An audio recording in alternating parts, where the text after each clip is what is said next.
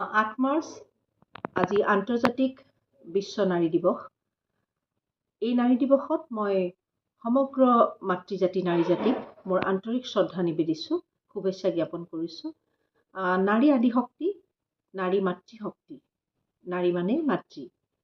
মাতৃ হ'লে তেওঁ সমাজৰ ধৰোহৰ, কাৰণ মাতৃয়ে সন্তান পৃথিৱীলৈ অনাৰ লগতে তেওঁক সুন্দৰভাৱে সুসংস্কৃতভাৱে গঢ়ি সমাজলৈ এজন শক্তিশালী ব্যক্তিক উপহাৰ দিয়ে আৰু যি মানৱ সমাজ, যি এখন দেশৰ যি মানৱ সম্পদ, সেয়া গঢ়াৰ মূলতেও নাৰীৰেই ভূমিকা প্ৰথম।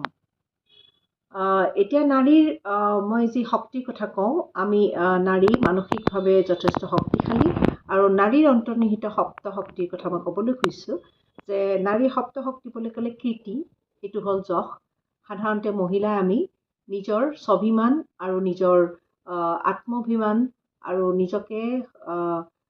নিজকে শ্ৰদ্ধা আমি যে কৰোঁ, সেইটোৱে আমাৰ যশ। তাৰপিছত হ'ল শ্ৰী বুলি ক'লে লক্ষ্মী।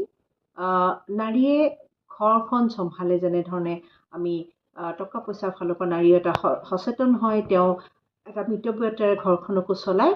সেইভাৱে তেওঁ যদি দেশৰো কাম কৰে, তেওঁ তেনেধৰণে দেশখনলৈ চলাবলৈ পাৰে। আৰু তাৰপিছত মই কৈছোঁ বাক বুলি ক'লে নাৰীৰ আমাৰ যিটো বাক শক্তি, সেইটো নাৰীৰ মধুৰ বাক শক্তিৰে তেওঁ বহু সমস্যাৰে সমাধান কৰিবলৈ পাৰে। তাৰপিছত স্মৃতি হ'ল মনত ৰখা যিটো গুণ। আমি সৰু সৰু কথা ঘৰখনত যেনেকৈ পৰিচালনা কৰোঁতে আমি মনত ৰাখোঁ বা তাৰ প্ৰতি যতন লওঁ, আমি সেইবোৰ সামৰি সুতৰি থওঁ। তেনেধৰণে নাৰীয়ে যিকোনো কৰ্মক্ষেত্ৰত আগবাঢ়ি আহিলে তেওঁ সেই ক্ষেত্ৰতো তেওঁৰ সেই শক্তি, যিটো তেওঁৰ স্মৃতিশক্তি, সেয়াৰে সেই স্বগুণেৰে তেওঁ সেই কৰ্মক্ষেত্ৰতো সুন্দৰ কামৰ পাৰদৰ্শিতা দেখাবলৈ পাৰে।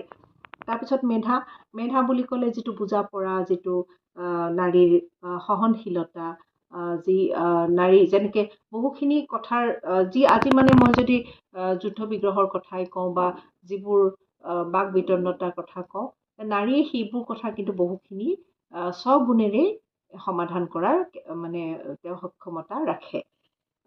ধৃতি বুলি ক'লে ধৈৰ্য। নাৰীৰ সমান ধৈৰ্যশীল আৰু কোন হ'ব?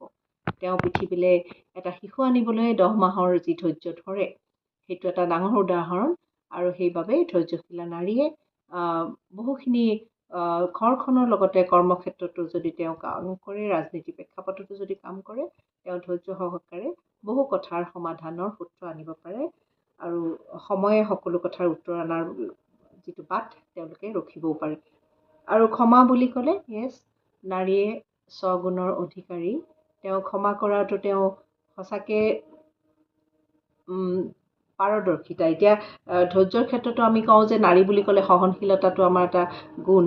আমি বহুখিনি সময়ত আমি এডজাষ্ট কৰা, যিটো মানে এখন নাৰী প্ৰধানতে কি হয়, এখন ঘৰৰ পৰা তেওঁ বিবাহ সূত্ৰেও আন এখন ঘৰলৈ যায়, তাতেও তেওঁ বহুখিনি কথা এডজাষ্ট কৰি যেনেকৈ পৰিয়ালটোক সামৰি লয়। গতিকে এই সপ্তগুণৰ অধিকাৰী নাৰী সঁচাকৈ শক্তিশালী আৰু মই সেইবাবে সমূহ নাৰীক মোৰ আন্তৰিক শুভেচ্ছা আৰু অভিনন্দন জ্ঞাপন কৰিছোঁ যে আমি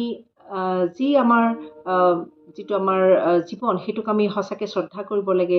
শিক্ষা দীক্ষাৰে সুসংস্কৃত হৈ এটা সুন্দৰ মনৰ অধিকাৰিণী হৈ আমি ঘৰখন যেনেকৈ পোহৰাব পাৰোঁ, সেই ধৰণে আমি যিকোনো কৰ্মক্ষেত্ৰ বা ৰাজনৈতিক প্ৰেক্ষাপটতো আমি যদি কাম কৰিবলৈ আগবাঢ়োঁ, তেনেহ'লে আমি সুন্দৰভাৱে তাতেও সুপৰিকল্পিতভাৱে কাম কৰি আমি সমাজলৈ সুন্দৰ বতৰা আনিব পাৰোঁ, এটা পৰিৱৰ্তন আনিব পাৰোঁ। আজি যি বিশ্বত মই এইটো প্ৰসংগতে ক'লোঁ যে বিশ্বত যি আজি আমি এটা বৰ বেয়া কথা, যে যুদ্ধৰ এটা পৰিৱেশ আমি দেখা পাইছোঁ মধ্যপ্ৰাচ্যত, যি US-ৰ লগতো এখন হৈছে যুদ্ধ। তাত যদি মই ভাবোঁ কিছুমান অবাঞ্ছিত কথা বা কিছুমান ইগ' যিটো কওঁ আমি, সেইবোৰ লৈ পেলাই বা ধৈৰ্যৰ অভাৱ বা সহনশীলতাৰ অভাৱ, এই ধৰণৰ কথাবোৰ লৈ পেলাই আমাৰ সুসংস্কৃত মনৰ অভাৱ, সেইবোৰ কথা লৈ পেলাই যেন এই বিশ্বৰ যুদ্ধৰ সূচনা হৈছে। আৰু ইয়াৰ পৰা আমি গোটেই মানৱ জাতিয়ে ক্ষতিগ্ৰস্ত হৈছোঁ। আজি বিশ্বত এখন যুদ্ধৰ লগে লগে আমাৰ ইকনমিক কথাত আমাৰ ডাউন হৈ যায়। আজি আমাৰ গেছৰ চিলিণ্ডাৰৰ যে দাম বাঢ়িছে, সেইটো মানুহে বেলেগ ধৰণে ক'ব খোজে, কিন্তু সেইটো যুদ্ধৰে এটা মানে তাৰ পাৰ্শ্ব ক্ৰিয়া। চ' এনেধৰণে মই চুটিকেই ক'লোঁ বাৰু যে নাৰীয়ে কিন্তু সুসংস্কৃত মনেৰে আৰু যি সপ্তগুণৰ অধিকাৰিণী হয়, এইভাৱে শিক্ষা দীক্ষাৰ উজলি সকলো ক্ষেত্ৰতে নাৰীয়ে আগবাঢ়িব পাৰে, নিজৰ মনৰ ইচ্ছাৰে কাম কৰিব পাৰে। আৰু তেনেধৰণে কাম কৰাৰ ফলত সমগ্ৰ বিশ্ববাসীৰে উপকৃত হ'ব।